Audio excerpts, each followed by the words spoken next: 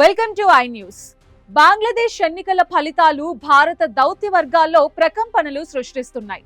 తారిక్ రెహమాన్ నేతృత్వంలోని Bangladesh Nationalist party 211 స్థానాల్లో విజయం సాధించి ఏకపక్షంగా అధికారాన్ని కైవసం చేసుకుంది. అయితే ఈ గెలుపు కంటే భారత్ ని ఎక్కువగా ఆందోళన పరుస్తున్న అంశం జమాతీ ఇస్లామీ 68 స్థానాల్లో పాగా వేయటం. ముఖ్యంగా భారత్ సరిహద్దుని ఆనుకుని ఉన్న సున్నితమైన జిల్లాల్లో జమాత్ పట్టు సాధించటం ఇప్పుడు భద్రతా సంస్థల నిద్రను గెలుస్తోంది. అసలు బంగ్లాదేశ్ లో వచ్చిన ఈ మార్పులు మన సరిహద్దు భద్రతపై ఎలాంటి ప్రభావం చూపిస్తాయి? మైనారిటీల భవిష్యత్తు ఏంటి?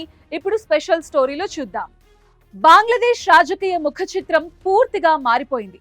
17 ఏళ్ల తర్వాత తారిక్ రెహమాన్ సారథ్యంలో బిఎన్పి పగ్గాలు చేపడుతూ ఉండటంతో సరిహద్దుల్లో సరికొత్త సమీకరణాలు మొదలయ్యాయి. భారత్ ఎప్పుడు షేక్ హసీనా ప్రభుత్వానికి మద్దతుగా ఉండటంతో ఇప్పుడు అధికారంలోకి వచ్చిన బిఎన్పి వారి మిత్రపక్షం జమాతీ ఇస్లామీ భారత్ పట్ల ఎలాంటి వైఖరి అవలంబిస్తాయన్నది ఉత్కంఠగా మారింది.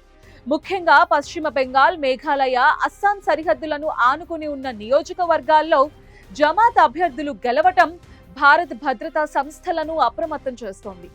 ఈ జిల్లాల్లో జమాత్ పట్టు పెరగడం వల్ల అక్రమ చొరబాట్లు, స్మగ్లింగ్, తీవ్రవాద ముఠాలకు ఆశ్రయం దొరికే అవకాశం ఉందని ఇంటెలిజెన్స్ వర్గాలు హెచ్చరిస్తున్నాయి. గతంలో బిఎన్పి హయాంలో భారత్ వ్యతిరేక శక్తులకు బంగ్లాదేశ్ అడ్డాగా మారిందన్న చేదు జ్ఞాపకాలు భారత్ ని వెంటాడుతున్నాయి.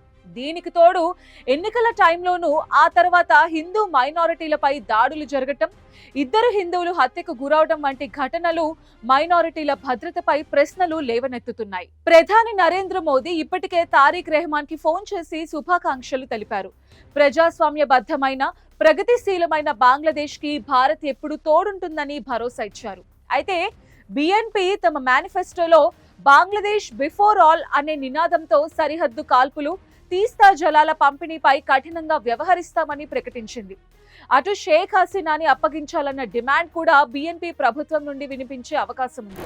ఈ పరిణామాలన్నీ చూస్తుంటే భారత్ బంగ్లాదేశ్ మధ్య మళ్లీ దౌత్యపరమైన టాక్సిక్ వాతావరణం నెలకొంటుందా అన్న అనుమానాలు కలుగుతున్నాయి. ఇరు దేశాల మధ్య శాంతి భద్రతలు కాపాడడం ఇప్పుడు కొత్తగా కొలువు తీరబోతున్న తారిక్ రెహమాన్ ప్రభుత్వానికి అతిపెద్ద సవాల్గా మారింది.